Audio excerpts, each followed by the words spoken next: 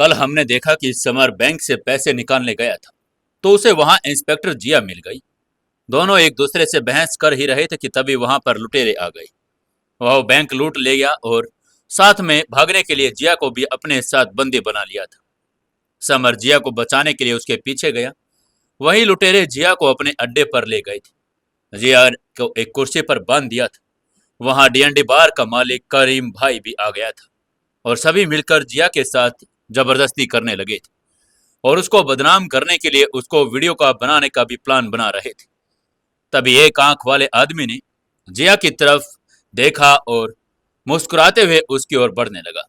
अब आगे दोस्तों, सीक्रेट घर जमाई के 19वें एपिसोड में आपका स्वागत है। आपको सीक्रेट घर जमाई कहानी कैसी लग रही है, आप हमें कमेंट करके जरूर बताते रहें। जो सुकून एफएम परिवार में अभी अभी नया जुड़ा है, तो अपने गांव और अपने शहर का नाम लिखकर जरूर भेजें, जिससे हमें पता चलता रहे कि हमारी कहानी आप लोग कहां कहां से सुन रहे हैं। और दोस्तों, आप हमें सपोर्ट करने के लिए अपने सुकून एफएम चैनल की मेंबरशिप भी ज्वाइन कर सकते हो।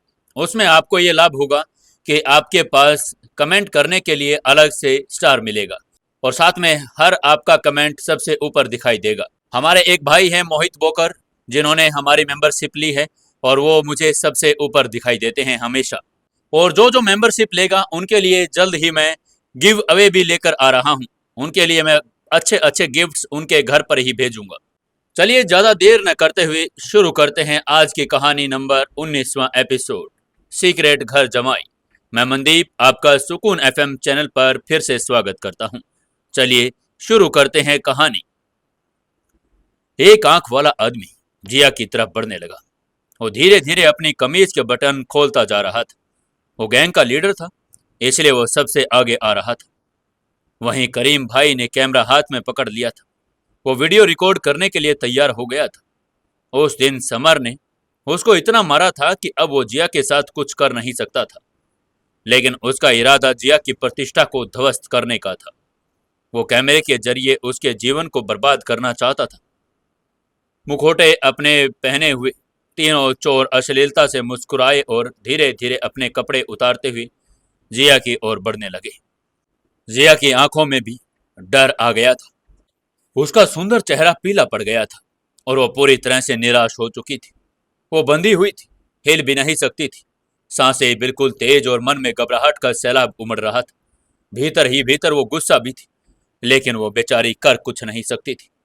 वो चाहती थी कि ये सब एक बुरा सपना हो, मगर ये हकीकत थी। उसे अपनी किस्मत पर रोना आ रहा था। वो मन ही मन चीख रही थी, कोई है जो यहाँ पर मेरी मदद कर सकता है। प्लीज भगवान, किसी को तो भेज दो मेरी मदद करने के लिए। मैंने तो कभी किसी के साथ बुरा भी नहीं किया, मेरे साथ आज इतना बुरा क्यों हो रहा है? प्लीज भगवान। और ये बात करते करते उसके जेहन में समर का नाम ही आ रहा था। पिछली बार भी उसको समर ने ही बचाया था। उसे उम्मीद थी कि समर आकर उसे बचा लेगा, लेकिन उसे लगा कि यह असंभव है। समर यहाँ आएगा कैसे? इन लोगों ने जगह बदल ली थी, रास्ता भी बदल लिया था। इनके पास हथियार भी थे और पूरा नेटवर्क था। समर को तो अब पता भी नहीं था कि आखिरकार वो लोग चले कहाँ गए थे। कोई नहीं जान सकता था कि ये लोग कहाँ आ गए हैं। कोई भी आम व्यक्ति उनके प्लान के बारे में कभी जान भी नहीं पाता। जिया की आंखों में आंसू बह निकले। वो निडर बनने की कोशिश तो कर रही थी, लेकिन वो अंदर ही अंदर टूटती जा रही थी। कर भी क्या सकती थी? तभी अचानक खिड़की के बाहर से एक कड़क आवाज ने सभी को चौंका दिया। अरे कमीनो, इतनी मासूम लड़की के साथ कुछ करने की भी सोच कैसे लिया तुम लोगों ने? और वो भी मेरे होते हुए? क्या तुम्हें डर नहीं लगा? एक आंख वाला आदमी चौंक गया। उसने गर्दन घुमाई और गुस्से में दहाड़ कर बोला, कौन है? कौन है वहां? और तभी उसे एहसास हुआ कि उसकी कोई पीठ के पीछे आकर खड़ा हो गया है, लेकिन उसको उसके कदमों की आहट भी नहीं सुनाई दी। वो बिल्कुल हैरान हो गया था। जैसे वो पीछे की तरफ मुड़ा, उसके पीछे समर खड़ा था।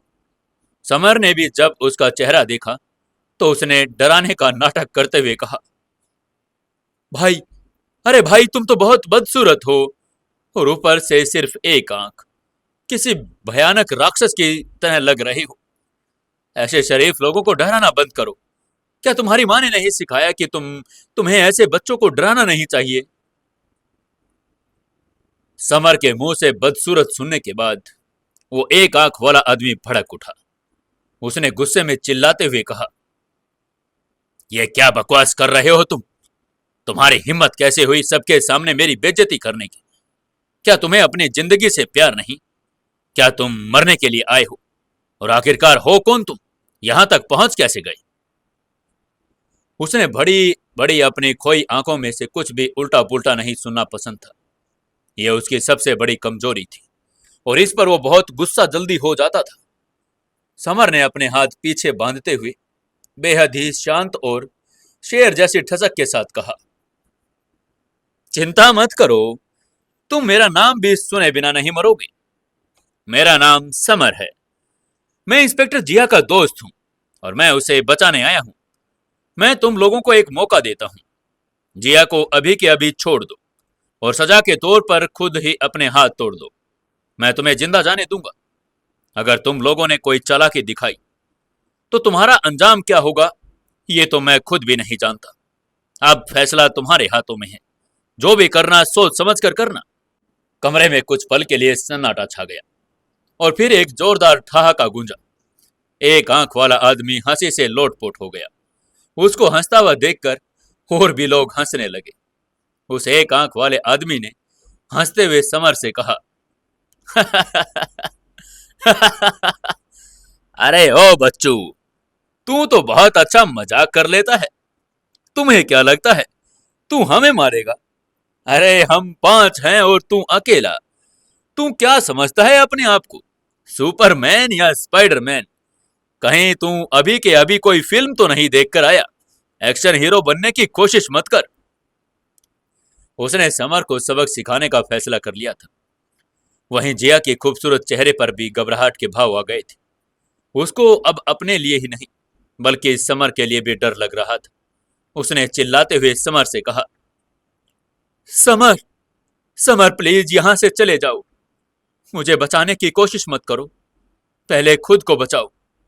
तुम्हें मुझे बचाने के लिए अकेले नहीं आना चाहिए था, किसी को लेकर आना चाहिए था।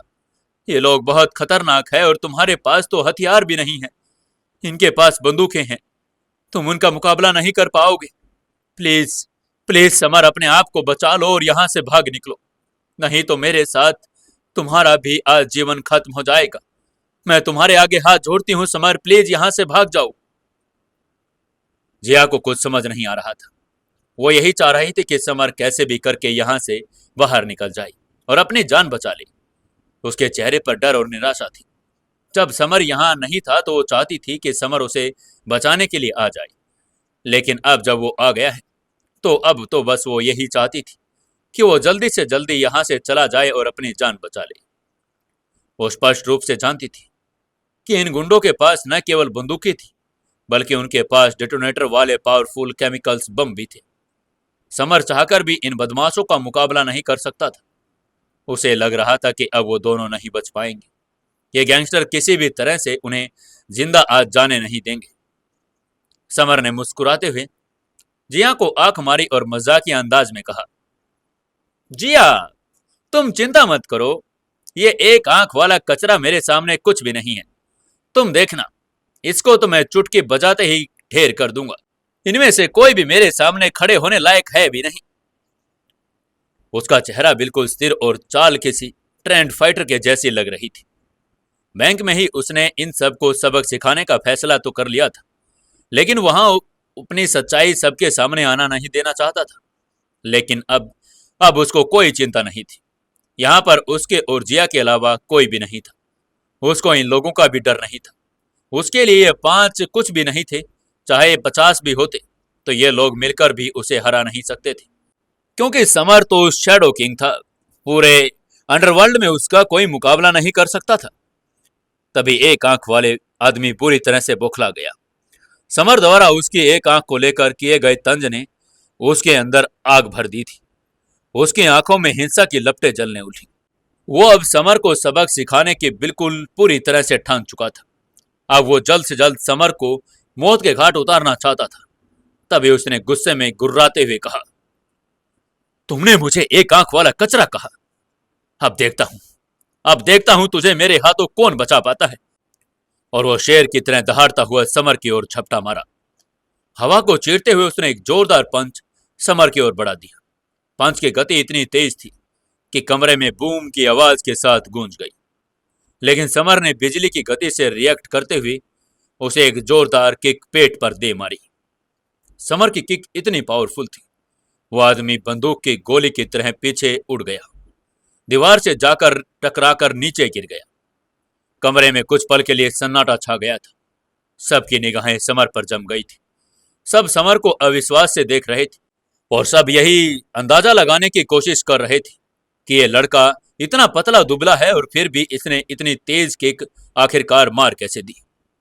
जिया भी हैरान हो गई थी। उसकी आंखें हैरानी से भर गई थी। उसने हैरानी से मन ही मन कहा, ये ये कैसे कर दिया इसने? नहीं नहीं, कहीं मैं कोई सपना तो नहीं देख रही। इस शख्स ने एक ही वार में उस खूंखार गुंडे को धूल चटा दी थी। और समर को कैसे पता चला कि वो लोग कहां गए थे? उसने इन लोगों को आसानी से पकड़ लिया, जिसे अब तक पुलिस भी नहीं पकड़ पाई थी। जिया के चेहरे पर आश्चर्य की झलक थी और उसकी आंखों में समर के लिए प्रशंसा थी। वो एक आंख वाला कोई मामूली अपराधी था नहीं, इंदौर शहर का सबसे बड़ा वांछित अपराधी था। कई वर्षों से पुलिस उसको ढूंढ रही थी, लेकिन आज आज समर ने एक ही किक में उसकी आधी से ज्यादा हड्डियों को तोड़ दिया था। उस गुंडे को अंडरवर्ल्ड में दुनिया में वन आई पैंथर कहते थे। वो इतना खतरनाक था कि लोग उसके नाम से ही डर जाते थे।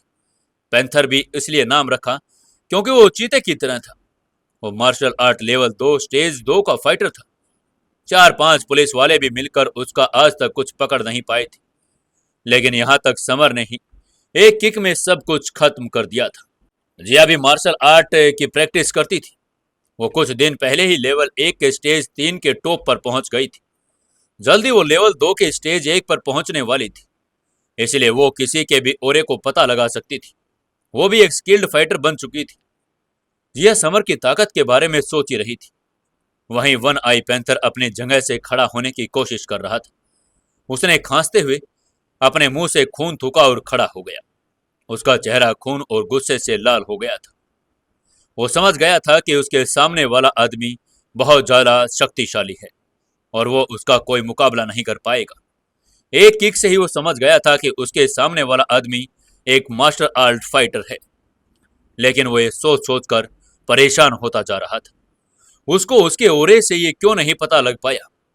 ऐसा तो भी हो सकता था कि सामने वाला उसे ऊंचे लेवल का हो और अपने ओरे को अच्छी तरह छुपा सकता हो। तभी तो वो एक आंख वाले आदमी ने अभी तक समर के ओरे को पहचान नहीं पाया था। इसलिए उसने अपनी जल्दी से पिस्तौल निकाल ली। समर की तरफ तानते हुए बोला, बच्चे, मैं जानता हूं कि ताकत से तो मैं तुम्हारा मुकाबला नहीं कर पाऊंगा, लेकिन तुम मेरी इस बंदूक का मुकाबला कैसे करोगे? समर ने भी उसकी ओर हंसते हुए देखा और जोर से बोला, तुम्हें क्या लगता है कि मैं तुम्हारी ये बंदूक से डर जाऊंगा और ये तुम्हारी बंदूक मुझे रोक लेगी? बिल्कुल भी नहीं।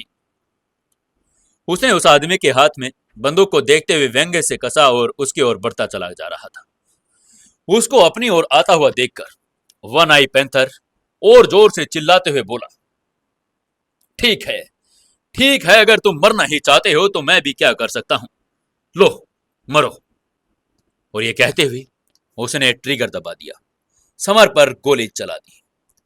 गोली चलते हुए देखकर जिया के डर से चिल्लाते हुए आवाज निकल गई, समर, ध्यान से।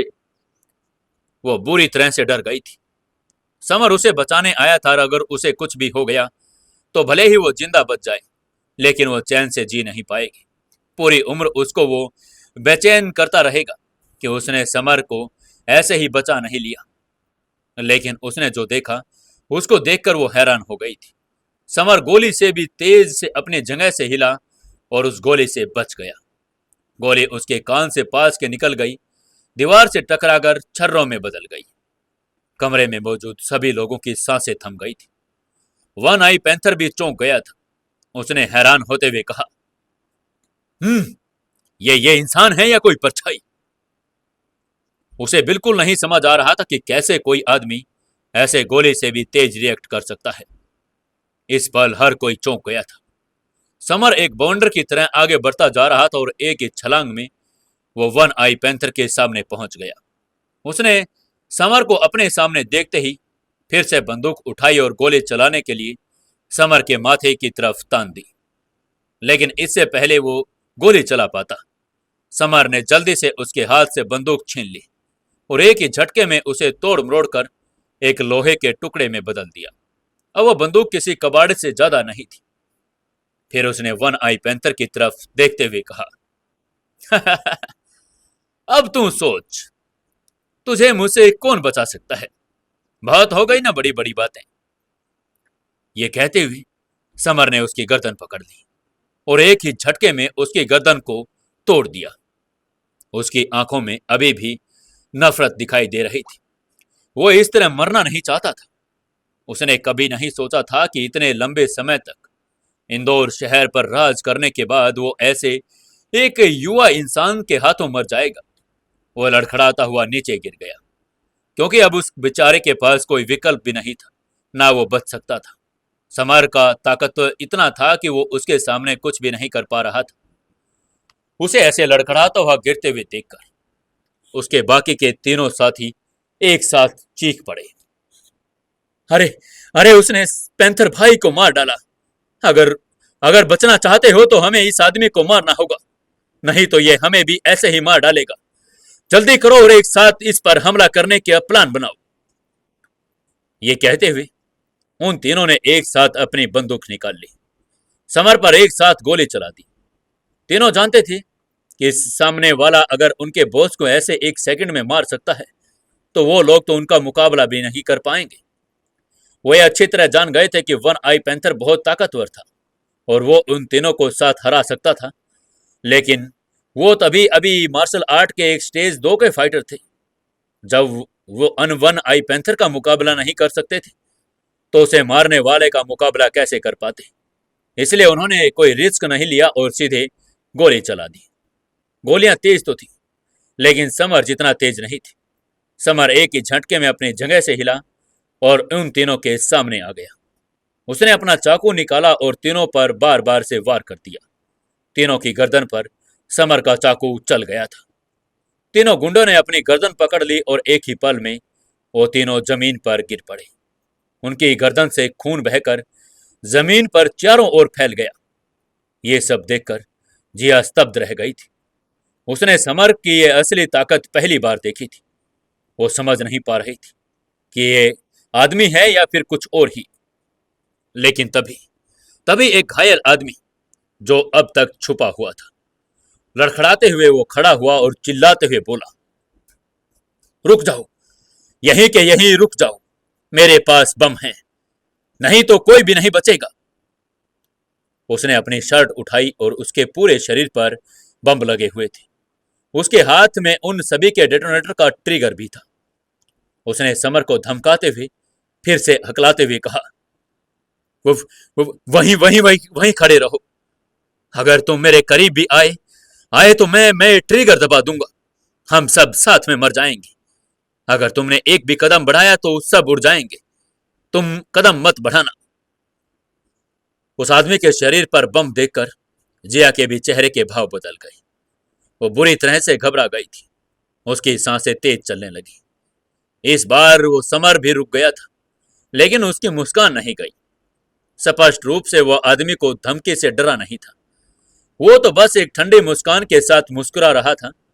उसने उस आदमी की तरफ देखकर मुस्कुराते हुए कहा, तू जानता नहीं है शायद, मौत के साथ खेलना तो मेरा बचपन से शौक रहा है। और यह कहते हुए उसने उस आदमी की तरफ मुस्कुराते हुए देखा और अपना हाथ झटका और अगले ही पल एक चमकदार ब्लेड उसके हाथ में आ गया। फिर उसने वो ब्लेड हवा में उछाल दिया और ब्लेड सीधा जाकर उस घायल आदमी की गर्दन के आर पार हो गया। खून की धार फूट पड़ी। वो आदमी जमीन पर गिर गया। मरते समय भी उसकी आंखें खुली थी, क्योंकि उसे समझ ही नहीं आया कि मौत इतनी तेजी से आ सकती है।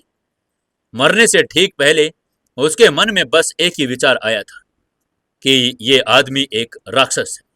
वो बहुत भयानक आदमी है। ब्लेड की गति बहुत तेज थी। समर ने पांचों गुंडों को देखते ही सबको खत्म कर दिया था, लेकिन उसे एक खरोंच तक ही नहीं आई थी। खरोंच तो दूर की बात, वो लोग उसे छू भी नहीं पाए थे। समर की आंखें और सांसें अभी भी स्थिर थी। उसने चाकू पर लगा खून पोंछा और जिया की रस्सियां काटने लगा। जिया ने भी आभार व्यक्त करते हुए उससे कहा, मेरी जान बचाने के लिए तुम्हारा बहुत बहुत धन्यवाद समर। मैंने तो सोचा भी नहीं था कि तुम आ जाओगे। उसकी आंखें जटिल विचारों से भरी हुई थी। वो कभी भी अपने सामने खड़े आदमी से पीछे नफरत करती थी। वो सोचती थी कि वो बुरा आदमी है, एक ऐसा गुंडा जिसे कोई शर्म भी नहीं। लेकिन अब उसे एहसास हो गया था कि वो कितना अच्छा था। वो स्पष्ट रूप से जानती थी कि अगर वो नहीं होता तो इसे उन गुंडों से आज कोई नहीं बचा सकता था। पहले वे उसे घायल करते और फिर मार डालते। इस आदमी ने न केवल उसकी जान बचाई बल्कि उसकी गरिमा की भी रक्षा की। इसलिए वो उसकी कर्जदार बन गई थी। जैसे ही समर ने उसकी रस्सियां काटी, जिया अपने घुटनों पर आई और उसने रोते हुए धीरे से कहा, समर, समर, तुम इंसान नहीं हो, तुम तो आज मेरे लिए भगवान बनकर आए हो। और मुझे तो समझ ही नहीं आ रहा कि मैं तुम्हारा शुक्रिया अदा करने के लिए क्या करूं। Thank you, thank you so much summer. अगर आज तुम ना होते तो पता नहीं क्या हो जाता।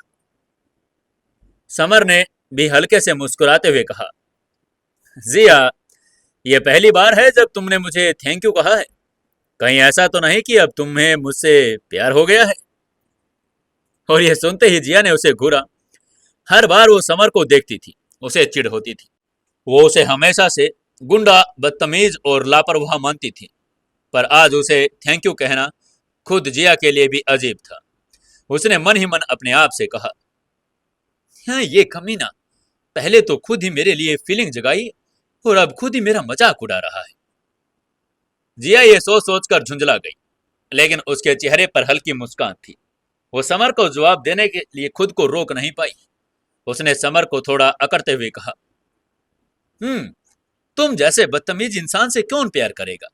सपने मत देखो। लेकिन समर कहाँ मानने वाला था। उसने मजाकिया लहजे में कहा, पता है जिया, लड़ाई भी तो प्यार की एक निशानी होती है ना। जितनी तुम मुझसे लड़ाई करती हो उतना ही तुम्हारा प्यार गहरा होता जा रहा है। वो जानता था कि जिया ने अभी तक कुछ देर पहले कुछ ऐसा झेला था। उसके मन में अभी भी डर की परछाइयां बाकी थी। वो उसके चेहरे से वो डर मिटा देना चाहता था, इसलिए वो उसके साथ फ्लर्ट करके माहौल को हल्का बनाने की कोशिश कर रहा था। जिया ने हाथ की छोटी छोटी मुट्ठियां बनाते हुए समर को धमकी देकर कहा, बेवकूफ, अगर एक शब्द और कहा ना, मैं तो सच में तुम्हें एक घूंसा मार दूंगी। क्या ये बकवास किए जा रही हो? मगर उसकी आवाज में अब पहले जैसा डर नहीं था। वो समझ चुकी थी समर उसे गुस्सा दिलाने के बहाने उसका ध्यान भटका रहा था। जैसे उसने उठने की कोशिश की, वो एकदम लड़खड़ाई और वहीं जमीन पर गिर पड़ी। उसने दर्द से करहाते हुए कहा, आउच।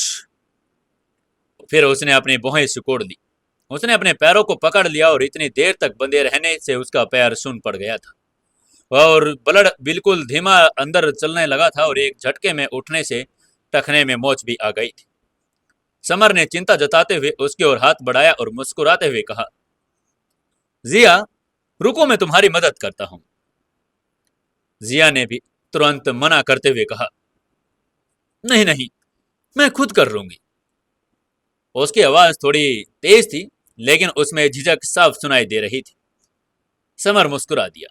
उसे पता था कि जिया खुद को मजबूत दिखाना चाहती है, लेकिन दर्द वो छुपा नहीं सकती थी। जिया ने धीरे से अपने पैर को सहलाना शुरू किया, लेकिन जाहिर था कि दर्द तेज था।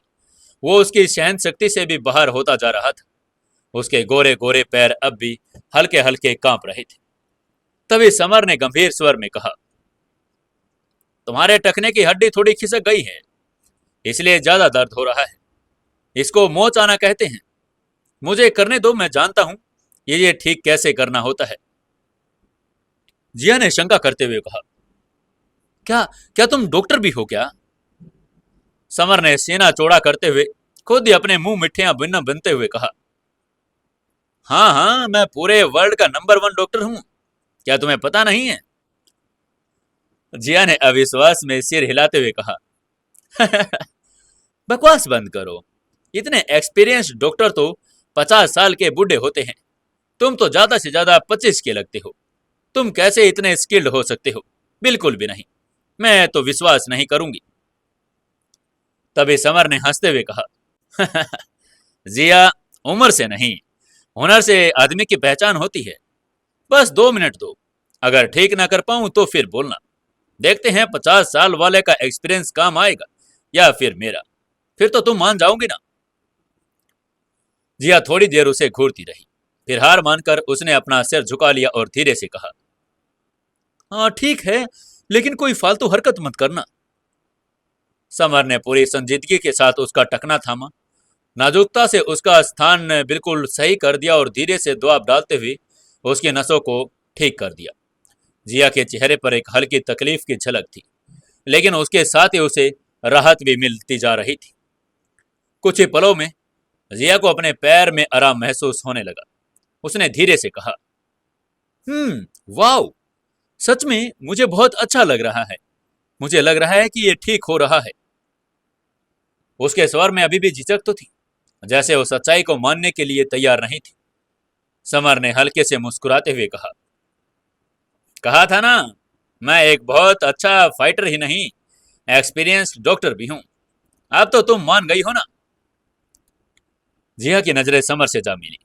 कुछ पल तक दोनों की आंखें आपस में बातें करती रही।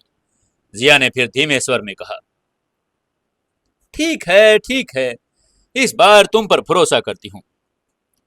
उसकी आवाज में कहीं संकोच और कहीं स्वीकार का भाव भी था। उसने अपनी भौहें हल्के से उठाई, जैसे खुद से ही सवाल कर रही हो कि क्या यह लड़का वाकई में भरोसे के लायक है या नहीं।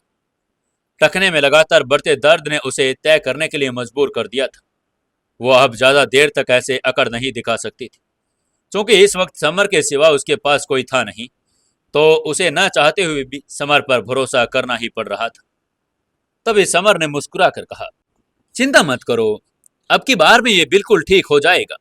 तुम्हें देखना बिल्कुल खड़ी भी हो पाओगी।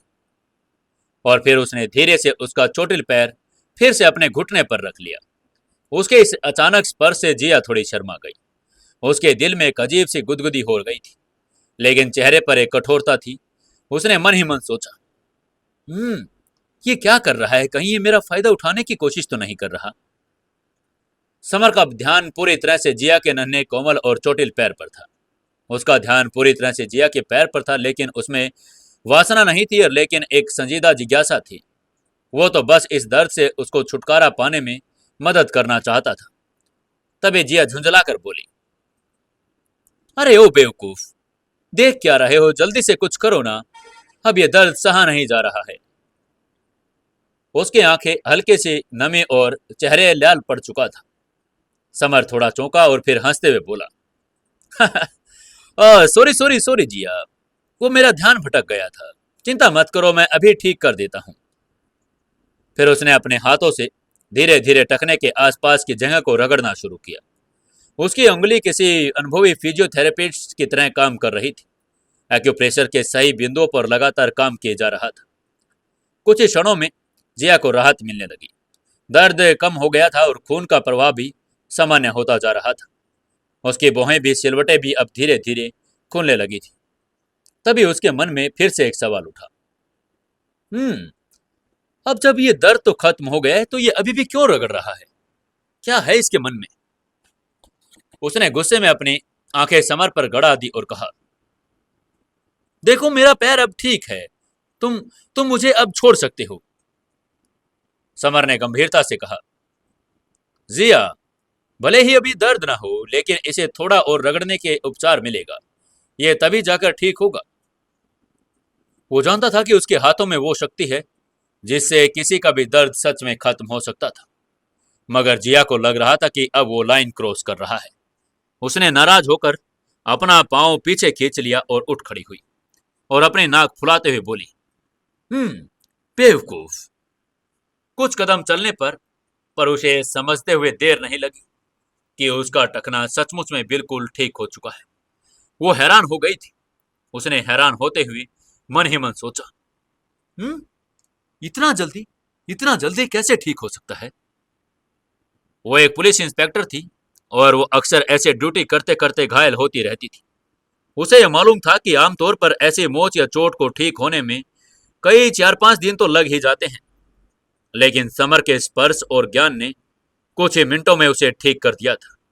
शायद वो सचमुच वर्ल्ड लेवल का डॉक्टर था। वो ये सब सोच रही थी, तभी उसका फोन बज उठा। ट्रिंग ट्रिंग, ट्रिंग ट्रिंग, ट्रिंग ट्रिंग।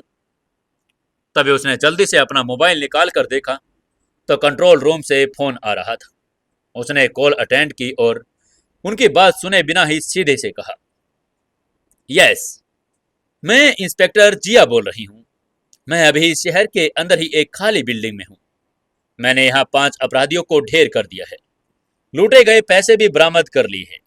जल्दी से यहाँ एक फोरेंसिक टीम और बैंक के लोगों को जल्दी भेजो।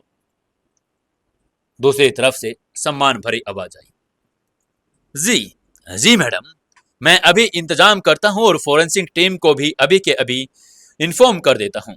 हम जल्द ही वहां पर पहुंच रहे हैं, आप चिंता न करें। उसकी बात सुनकर जिया ने फोन काट दिया। उसके फोन कटते ही समर ने मुस्कुराते हुए कहा, ओह, तो अब पुलिस आ रही है। ठीक है, फिर मैं अब चलता हूं। जिया ने चौंकते हुए कहा, रुको, तुम ही तो हो जिसने इन बैंक लुटेरों को रोका है। तुम्हें इनाम मिलेगा। पुलिस की तरफ से अकेले वन आई पैंथर पर ही 10 लाख रुपए का इनाम है। तुम्हें वो इनाम मिलना चाहिए। लेकिन समर ने कंधे उचकाए और मुस्कुराते हुए कहा, जिया, मैंने तुम्हारी जान बचाई है। क्या तुम मेरे लिए एक काम कर सकती हो? जिया ने तुरंत हाँ में सिर हिलाते हुए कहा, हाँ हाँ बिल्कुल, बोलो ना, तुम्हें क्या करवाना चाहते हो? मैं तुम्हारे लिए कुछ भी करूंगी। समर ने मुस्कुराते हुए कहा, ज्यादा कुछ नहीं जिया, बस तुम्हें इतना करना है। जब तुम्हारी पुलिस टीम आ जाए तो उनसे कहना कि ये सब तुमने किया है। मेरा नाम किसी के भी सामने मत लेना, प्लीज। उसकी बात सुनकर जिया चौंक गई। उसने हैरान होते हुए पूछा, लेकिन लेकिन क्यों? तुम्हें इनाम मिलेगा, सम्मान मिलेगा। तुम ये सब लोगों से छुपाना क्यों चाहते हो? आखिरकार ये सब तुमने ही तो किया है, और अगर तुम नहीं होते तो मैं भी तो कहां बच पाती। समर ने गंभीरता से कहा, जिया, मुझे पैसे या सम्मान की जरूरत नहीं है। मुझे बस शांति चाहिए। प्लीज, मेरी शांति के लिए तुम्हें इतना तो करना ही होगा। जिया उसकी आंखों में देखती रह गई। उस शांत शख्स के भीतर कितनी गहराई थी। उसने अभी अभी उसकी जान बचाई थी, लेकिन बदले में बस गुमनामी मांग रहा था। उसने धीरे से कहा, ठीक है, मैं किसी को कुछ नहीं बताऊंगी। ये तुम्हारा और मेरा सीक्रेट रहेगा। अब तो तुम खुश हो ना? समर भी उसकी बात सुनकर मुस्कुरा गया और अपनी जैकेट सीधी की और पीछे मुड़ते हुए बोला, हाँ जिया, अगर कभी जरूरत पड़ी तो बेझिझक मुझे याद कर लेना। मैं तुरंत वहीं पर आ जाऊंगा। ये कहते हुए वो वहां से निकल गया। जिया उसे जाते हुए देखती रही, तेज कदमों से, लेकिन बिना किसी शोर के। जैसे वो आया था वैसे ही चला गया। उसके दिल में समर के लिए एक हल्की सी भावना उत्पन्न होनी शुरू हो गई थी। एक नन्हा सा लगाव उसे समर के साथ महसूस होना लग गया था। उसे जाता हुआ देखकर जिया ने धीमे से कहा, thank you, thank you summer. Summer ने उसकी जान बचाई थी और वो जितना हो सकता था उसका थैंक यू करे तो उतना ही कम था। भले ही उसने उसे कमी ना कहा हो, फिर भी वो अपने दिल में से उसकी बहुत सराहना करती थी। अगर ये आदमी आज ना होता तो वो कब की मर चुकी होती। समर जब बाहर निकला तो उसने देखा शाम ढलने लगी थी। वो सड़क के किनारे धीरे धीरे चलता हुआ हल्के अंदाज में बड़बड़ा रहा था। तभी उसे कुछ याद आया और उसने अपने माथे पर हाथ मारा। उसने बड़बड़ाते हुए कहा, ओह, ओ नहीं यार, मैं तो वॉशिंग बोर्ड लेना भूल ही गया, जो कियारा ने मुझसे लाने को कहा था। अगर मैं वो लेकर न गया तो कियारा मुझे कभी माफ नहीं करेगी। उसका चेहरा निराशा में डूबा हुआ था। आज दोपहर कियारा ने उसे विशेष रूप से छुट्टी दी थी ताकि वो वॉशिंग बोर्ड खरीद सके। उसने खुद में ही बड़बड़ाते हुए कहा, ओह नो यार, अब मैं क्या करूंगा। तभी उसने फोन पर टाइम देखा।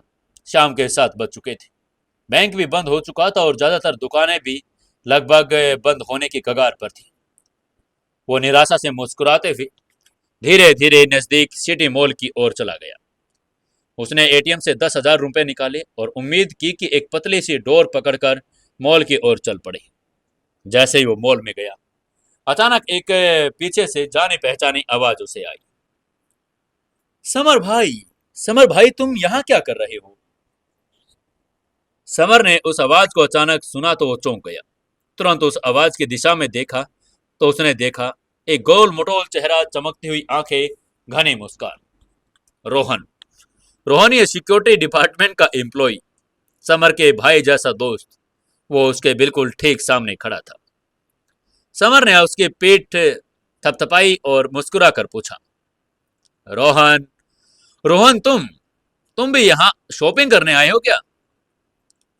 रोहन ने थोड़ी संकोच भरी मुस्कान के साथ जवाब देते हुए कहा, नहीं समर भाई, मुझे तो यहाँ एक लड़के से मिलने आना था। लेकिन लेकिन तुम बताओ, तुम यहाँ कैसे?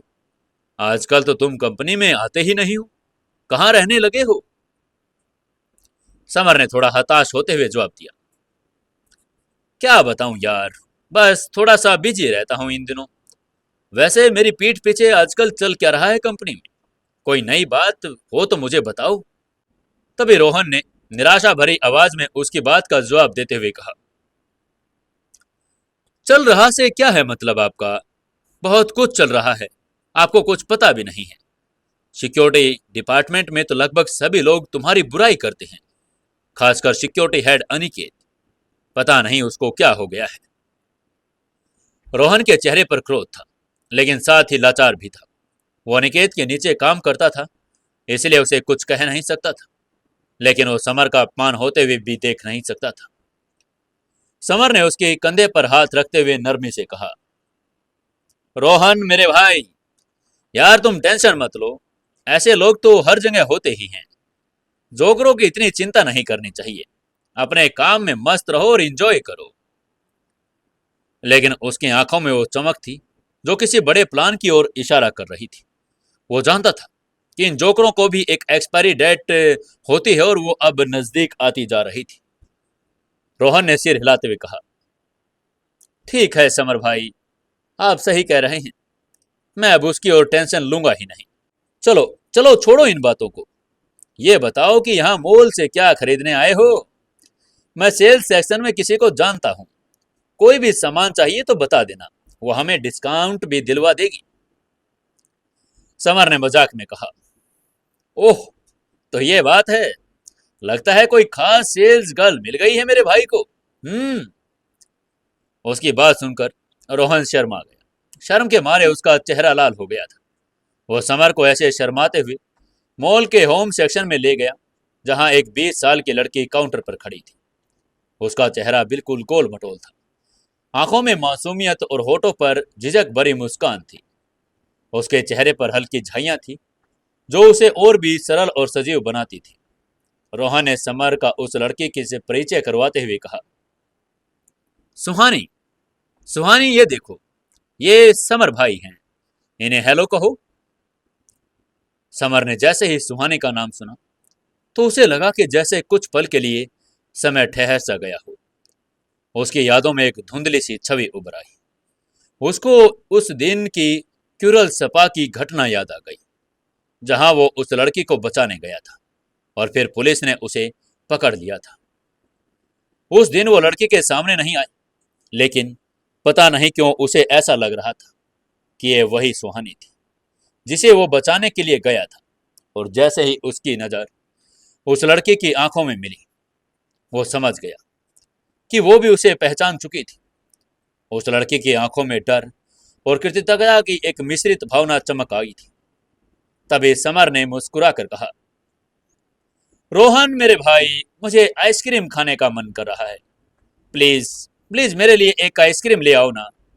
समर जानता था, क्योंकि अगर रोहन यहाँ होगा तो वो सुहानी से बात नहीं कर पाएगा। वो सुहानी से अकेले में बात करना चाहता था। रोहन ने तुरंत हाँ में सिर हिलाते हुए कहा, जी भाई, अभी लेकर आया। और ये कहते हुए वो वहां से चला गया। अब समर बिल्कुल अकेला था सुहानी के सामने। कुछ पल की चुप्पी छाई रही। फिर समर ने धीरे से पूछा, सुहानी, सुहानी, क्या तुम मुझे जानती हो? सुहानी का चेहरा और भी गुलाबी हो गया। उसने हाँ में सिर हिलाते हुए जवाब दिया, आप आप वही समर हो ना, जिसने उस दिन क्यूरल सपा में। और उसकी आंखें ये इतना कहते ही झुक गई। उसकी आंखों से आंसू की एक हल्की परत उभर आई और सिर झुकाकर बोली, अगर अगर आप उस दिन नहीं आते तो मैं आज यहां नहीं होती। आपने जो किया वो मैं कभी भूल नहीं पाऊंगी। मैं आपका यह एहसान कभी नहीं चुका सकती। प्लीज। समर ने धीरे से सिर हिलाते हुए कहा, तुम एक प्यारी सी मुस्कान के साथ यह एहसान अभी भी उतार सकती हो। मैं बस यही चाहता हूं कि तुम आज हमेशा से खुश रहो और मुस्कुराती रहो। किसी बात की कोई टेंशन ना लो। अचानक वो ये भूल गया था कि वो किसी मॉल में खड़ा है।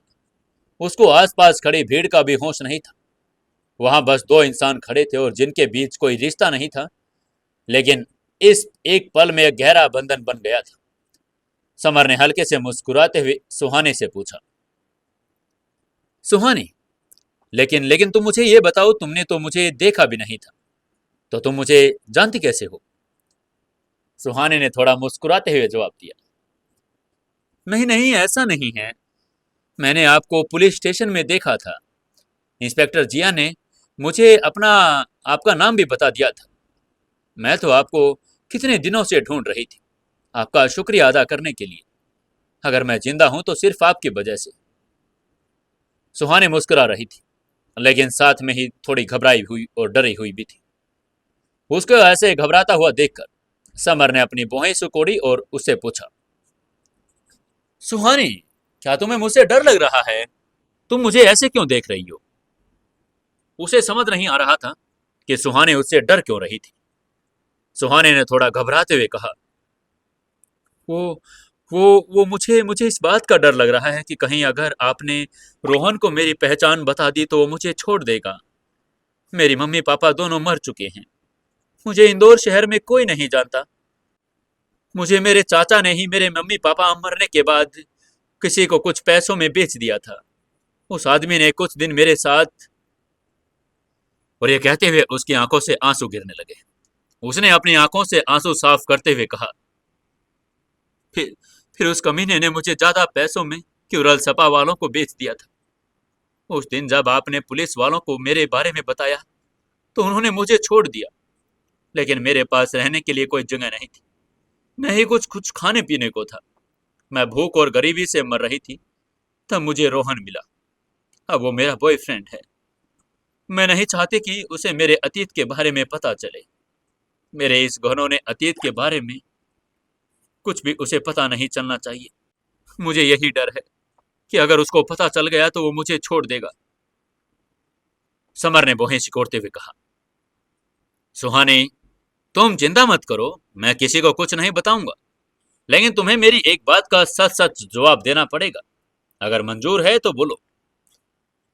सुहानी ने धीरे से हाँ में सिर हिलाते हुए कहा, जी, जी, आप जो पूछना चाहते हैं पूछिए। मैं बिल्कुल सच सच बताऊंगी। समर ने मुस्कुराते हुए पूछा, मैं तो बस ये जानना चाहता हूं, क्या तुम सच में रोहन को पसंद करती हो, या फिर इसलिए उसके साथ हो कि उसने तुम्हें मुसीबत के समय में अपनी पनाह दी। वो जानता था कि जब से रोहन ने उसकी एक्स गर्लफ्रेंड डिम्पल को छोड़ दिया था, तब से वो बिल्कुल बेचारा टूट गया था। वो भावनात्मक रूप से कमजोर हो गया है, और जब उसकी जिंदगी में कोई आया है तो समर नहीं चाहता कि उसको फिर से धोखा मिले और उसका भाई जैसा दोस्त दोबारा से टूट जाए। वो जानता था कि अगर इस बार उसको धोखा मिला तो दोबारा अपने आप को संभाल नहीं पाएगा। इन दिनों में वो समझ गया था कि मोटा कितना इमोशनल आदमी है, और एक बार गलती से गिरना लापरवाही ही, लेकिन दो बार गिरना मूर्खता ही होगी। सुहाने ने तुरंत जवाब देते हुए कहा, नहीं नहीं, मुझे मुझे रोहन सच में अच्छा लगता है।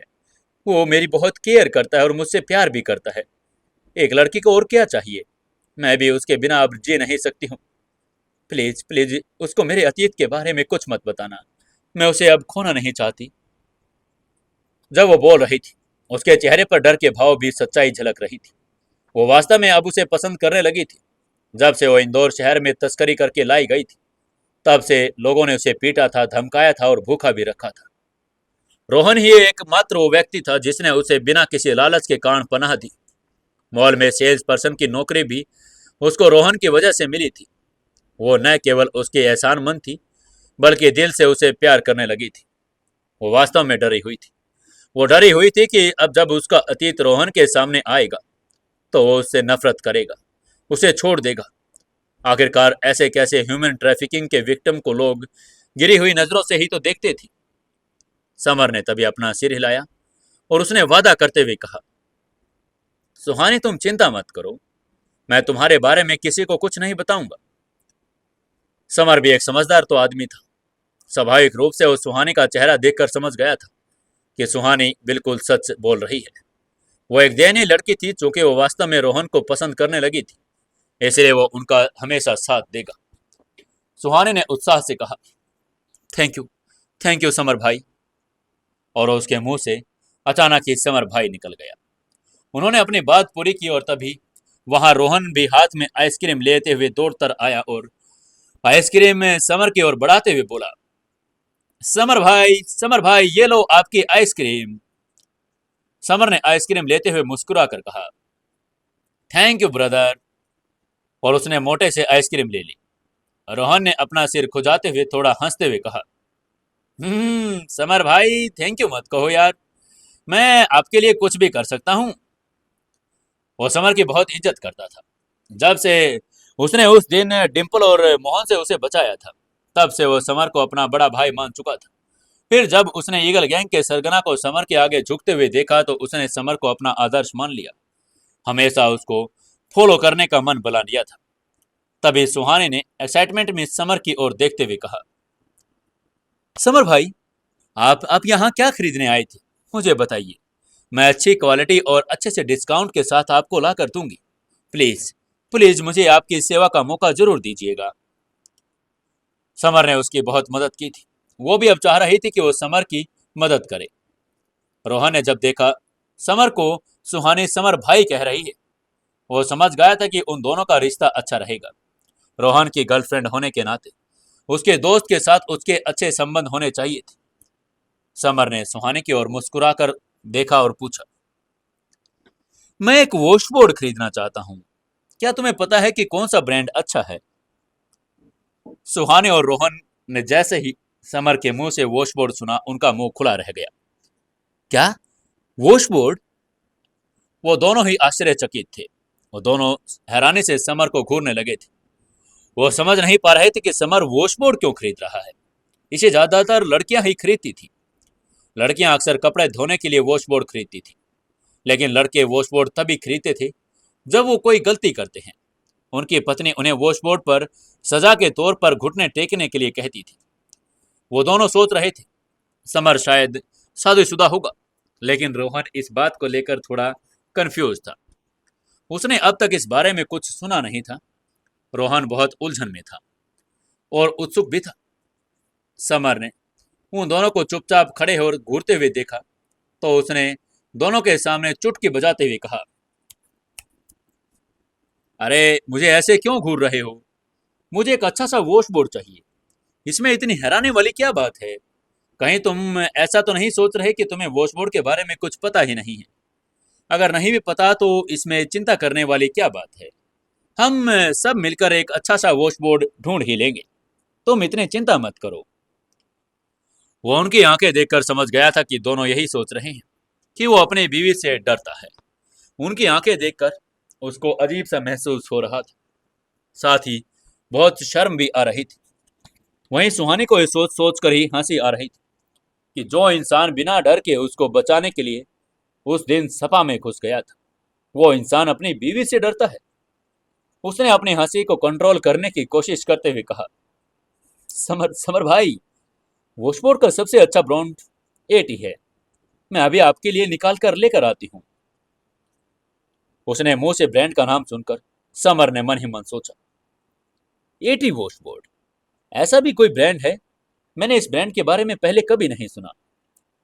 समर बहुत हैरान था और वो बहुत संदिग्ध भी हो गया था। समर के अविश्वास भरे चेहरे को देखने के बाद सुहानी समझ गई कि वो क्या सोच रहा था। इसलिए उसने समर को समझाते हुए कहा, समर भाई, एटी वॉशबोर्ड बाजार में सबसे अच्छे वॉशबोर्ड में से एक है। ये एक लड़की का ब्रांड है। माना कि ये ज्यादा पुराना ब्रांड नहीं है, लेकिन इसकी क्वालिटी बहुत अच्छी है। आजकल ये बहुत डिमांड में है और बहुत अच्छा भी चल रहा है। उसकी बात सुनकर समर ने हाँ में सिर हिलाया और मन ही मन सोचा, ओह, तो ये बात है, इसलिए मैंने इस ब्रांड का नाम नहीं सुना। तभी उसके दिमाग में एक और बात आई। वो अपने आप ही मुस्कुराने लगा। उसने मन ही मन अपने आप से कहा, रुको, सुहानी ने अभी अभी क्या कहा? इस ब्रांड की मालकिन एक लड़की है। अब मुझे आखिरकार समझ में आया, उसके पति ने उसकी बात नहीं सुनी होगी और हर समय उससे बहस करता होगा, इसलिए उसने ऐसा वॉशबोर्ड कंपनी ही खोल दी। समर ने जब यह सोचते हुए मुस्कुराकर सुहानी की तरफ देखते हुए कहा, ठीक है सुहानी, जाओ मेरे लिए एक एटी वॉशबोर्ड ले आओ। वो ऊपर से मुस्कुरा रहा था, लेकिन अंदर ही अंदर बहुत ज्यादा दुखी भी था। लेकिन वो कुछ कर भी नहीं सकता था। उसने गलती की थी। अब उसने कियारा को खुश करने के लिए वॉशबोर्ड खरीदना ही पड़ना था। सुहानी ने मुश्किल से अपनी हंसी रोकते हुए कहा, ठीक है समर भाई, मैं अभी लेकर आती हूँ। और ये कहते हुए वो वहां से मुड़ी और एक रैक के पास जा पहुंची। समर के लिए वो सबसे अच्छा वॉशबोर्ड ढूंढ कर लाई। गहरे लाल रंग का वॉशबोर्ड, आधा मीटर लंबा था, जिस पर बहुत ही अच्छी पैटर्न बना हुआ था और ये सुंदर दिख रहा था। इसकी गुणवत्ता भी बहुत अच्छी थी, लेकिन इसका नाम बहुत असहज लग रहा था। उसके आसपास के लोगों ने उसे वॉशबोर्ड खरीदते हुए देखा तो उसे वो भी अजीब नजरों से देखने लगे, जिससे समर उदास हो गया। उसे पता था कि उन लोगों की नजरों में वो एक ऐसा पति था जो अपनी पत्नी से बहुत ज्यादा डरता है। लोगों ने अपने आप को ऐसे घूरता हुआ देखकर समर ने सुहाने ने से कहा, सुहानी, जल्दी करो ना, इसका बिल बनाओ और मुझे जल्दी से यहाँ से निकलना होगा, नहीं तो ये लोग मुझे अपनी आंखों से घूर घूर कर ही मार डालेंगे। सुहाने ने समर की बात पर सहमति में सिर हिलाया और तुरंत उसका बिल बनवा दिया। समर ने बिल पे किया और रोहन और सुहानी को अलविदा कहा और मॉल से बाहर निकल गया।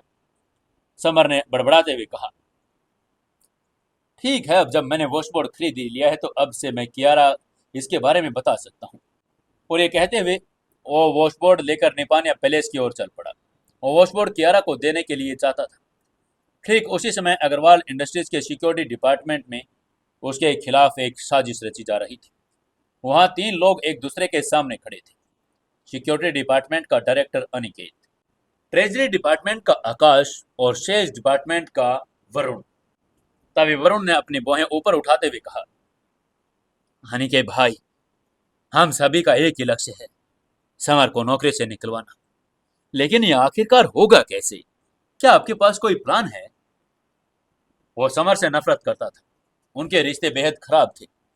इसलिए जब अनिकेत ने समर को फंसाने के लिए उससे बात की तो वह तुरंत राजी हो गया। आखिरकार उसको अपने भाई प्रणव का भी तो बदला लेना था। अनिकेत के चेहरे पर एक उदास भाव था, क्योंकि वो एक ठंडे से स्वर में अपने प्लान के बारे में बताते हुए कह रहा था, और देखो, ये बहुत आसान है। आकाश ट्रेजरी डिपार्टमेंट में से पैसे लेकर तुम्हें देगा। तुम सेल्स पर्सन हो, आराम से सेल्स डिपार्टमेंट में कहीं भी जा सकते हो। तुम कंपनी के पैसे समर के दराज में रखोगे और फिर कल जब ट्रेजरी डिपार्टमेंट में सभी को पता चलेगा कि पैसे गायब है तो वे सभी की तलाशी लेंगे। उन्हें पता चलेगा कि समर ने कैश चुराया है, तो इस चोरी के लिए उसे निश्चित रूप से वो नौकरी से निकाल देंगे। वरुण ने उसका प्लान ध्यान से सुना और फिर पूछा, अनिकेत भाई, कुल कितनी कंपनी फाइलें हैं? अनिकेत ने हल्के से मुस्कुराते हुए बगल के एक खड़े चश्मे वाले अधेड़ उम्र के आदमी से कहा, आकाश, आकाश कंपनी की जमा राशि वरुण को दे दो। चश्मे वाला अधेड़ उम्र का आदमी ट्रेजरी डिपार्टमेंट का हेड आकाश था और अनिकेत का चाचा भी था, जो उसके पिता के अधीन काम करने वाला एक योग्य व्यक्ति था। आकाश ने हाँ में सिर हिलाते हुए कहा, ठीक है। उसने कंपनी की जमा राशि वरुण को दे दी। जब वरुण ने जमा राशि देखी तो उसके हाथ कांप उठे। वो इतना लगभग गिर ही पड़ा था, उसने हैरान होते हुए कहा, ओह, ओ ये तो 10 मिलियन है। ये कुछ ज्यादा नहीं हो गए? अनिकेत ने दुर्भाग्यपूर्ण स्वर में कहा, नहीं नहीं, ये ज्यादा नहीं है। हमें बस ये दिखाना है कि समर ने पैसे चुराए। न केवल उसे नौकरी से निकाल दिया जाएगा, बल्कि उसे जेल भी जाना पड़ेगा। और मैं तो चाहता हूं कि वो अपनी सारी प्रतिष्ठा भी खो दे। उसके चेहरे पर गुस्से के भाव थे और वो बिल्कुल नफरत करने लगा था। रात के 9 बज गए थे। पूरा इंदौर शहर अंधेरे में भर गया था और इधर जब ये सब प्लान बना रहे थे, वहीं उधर इस सबसे अनजान समर वॉशिंग बोर्ड के साथ निपानिया पैलेस पहुंच चुका था। जब वो निपानिया पैलेस में एंट्री गेट पर से गुजरा तो उसे एक बार फिर सिक्योरिटी गार्ड ने तिरस्कार भरी नजरों से देखा। इन सिक्योरिटी गार्ड की नजरों में केवल वो पुरुष ही वॉशिंग बोर्ड खरीदते थे जो अपनी पत्नियों से डरते थे, और इसलिए समर के हाथ में वॉश बोर्ड देखकर वो उस पर हंस पड़े। उन्हें हंसता हुआ देखकर समर ने मन ही मन अपने आप से कहा, मैं आज कसम खाता हूं, मैं फिर कभी वॉशिंग बोर्ड खरीदूंगा नहीं अपनी जिंदगी में। वो चलता चलता विला नंबर 13 के दरवाजे पर पहुंच ही गया। समर ने दरवाजे को धक्का दिया और अंदर चला गया और उसने देखा कियारा सामने लिविंग रूम में ही बैठी हुई थी। कियारा ने सफेद जालीदार नाइट वियर ड्रेस पहनी थी। उसकी त्वचा रेशमी सफेद थी और उसकी आंखें चमकीली सितारों की तरह चमक रही थी। वो वाकई में बहुत खूबसूरत लग रही थी। नाइट वियर में उसका फिगर और भी अच्छा दिख रहा था। उसकी लंबी खूबसूरत टांगे डिलक्स दूध की तरह सफेद थी और किसी की भी नजरें अपनी ओर खींच लेती थी। समर उसको देखकर दंग रह गया। यह पहली बार था जब उसने कियारा को नाइट वियर में पहने हुए देखा था। उसने अविश्वास में अपनी आंखें मिली, लेकिन आगे कुछ कहना उसे वास्तविक लग रहा था। यह कोई सपना नहीं था। समर ने देखते ही कियारा के चेहरे पर घबराहट की एक झलक आ गई। उसने जल्दी से वो जो किताब पढ़ रही थी सोफे के नीचे छिपा दी। वो नहीं चाहती थी कि समर उस किताब को देखे। कियारा ने अपने दिल पर हाथ रखे हुए मन ही मन सोचा, हे भगवान, कहीं उसने किताब को देख तो नहीं लिया। और उसका चेहरा घबराहट से भर गया था। वह एक ऐसी किताब पढ़ रही थी जिसमें अपने पति को वश में करने के टोटके लिखे हुए थे। दूसरी लड़कियों की नजरों में अपने पति को कैसे बचा सकते हैं, इस बारे में बातें लिखी हुई थी। किताब की लेखिका एक पत्नी थी और जिसका पति एक लोमड़ी के बहकावे में आ गया था। अपने पति को वापस लाने के लिए पत्नी ने सभी तरह की रणनीति अपनाई और आखिरकार उस चालाक लोमड़ी को हरा दिया। किताब में ऐसे बहुत सारे तरीके लिखे गए थे। कियारा खास तौर पर किताब खरीदने के लिए किताबों की दुकान पर गई थी। वो सीखना चाहती थी कि पायल से अपने पति को कैसे बचाए। उसे उम्मीद नहीं थी कि समर तभी वापस आ जाएगा जब वो किताब पढ़ रही होगी। इससे वो बहुत डर गई थी। उसने नाइटवेयर भी इसलिए पहना था क्योंकि किताब में लिखा हुआ था कि लोमड़ी को हराने के लिए एक महिला को अपने पति को आकर्षित करना चाहिए और अपने सौंदर्य के जाल में फंसाना चाहिए। यह पहली बार था जब कियारा ने समर के सामने नाइटवेयर पहना था। वो बहुत घबराई हुई थी और उसको शर्म भी आ रही थी। अगर कोई देख लेगा कि आइस क्वीन भी ऐसे शर्मा सकती है तो उसको भी कभी अपनी आंखों पर विश्वास नहीं होता।